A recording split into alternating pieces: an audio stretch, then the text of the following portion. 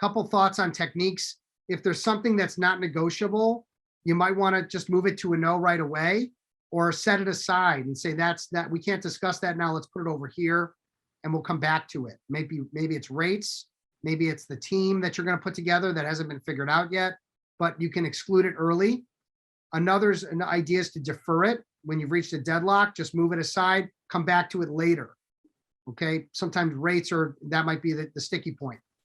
And then a test demand, again, if you're wondering about how important something is, you can ask them on a scale of 1 to 10 how important that is. Okay, again, it all comes down to information. The more information you have, the more likely that you're able to resolve it or move it to a no.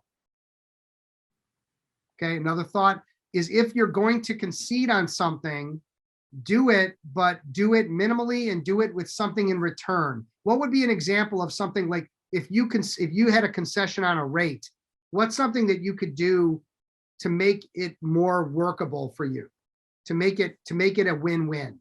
If Greg Abrams, if your rate is 500 an hour, and I'm telling you, I really want to pay 400 an hour, what would be the concession, and how would you get something out of me for that concession instead of just dropping your rate?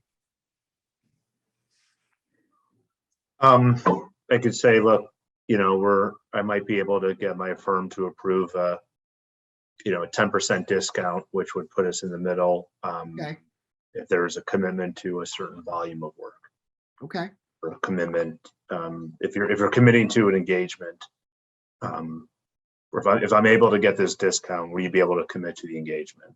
Okay, so you're getting commitment on the bigger engagement for a small, concession, right? And that's if the firm will allow, right? And making that just deciding, is that a win-win for everybody? It's good to think about that. Like, maybe it's that, okay, we'll do that lower rate for 6 months, and after 6 months, we're going to have to move it up to the regular rate because that's what, our value.